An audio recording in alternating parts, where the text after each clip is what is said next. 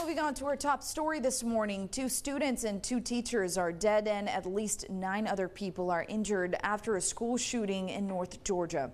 The suspected shooter, 14-year-old student Colt Gray, is in custody at this time. That's according to the Georgia Bureau of Investigation. The shooting happened at Appalachia High School about 40 miles northeast of Atlanta.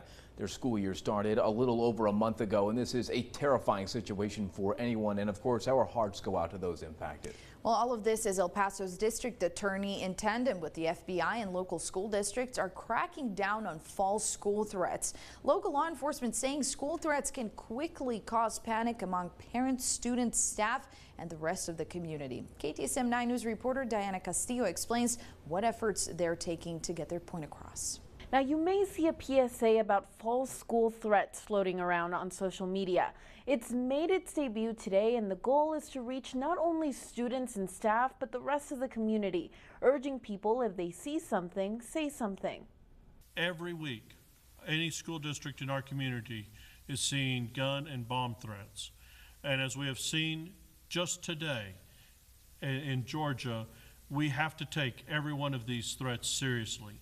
On Wednesday, the district attorney's office and law enforcement agencies across different school districts held a news conference, not only talking about how common these threats have become, but how they will not be taken lightly, especially if those threats turn out to be false. I also want to iterate that if there's any type of threats made in the Sleda School District, they will be prosecuted to the fullest extent of the law in cooperation with the DA's office and all our law enforcement partners.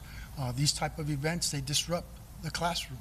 Students can't learn if they're concerned about threats. Both the DA's office and various law enforcement agencies collaborated on a video called "School Threats Are No Joke." The goal of this PSA is to raise awareness about the consequences that come with making threats against schools. You're under arrest for terroristic threat. Now, we also spoke with the El Paso County Attorney, Cristina Sanchez.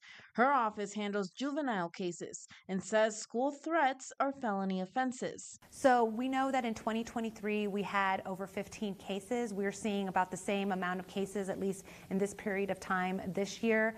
Not necessarily a drop, if you will. We see in some instances heightened threats or individuals that call in school threats, for example, at the end of a school year. Sometimes it's the end of a semester, so maybe we will see some more on the rise in December.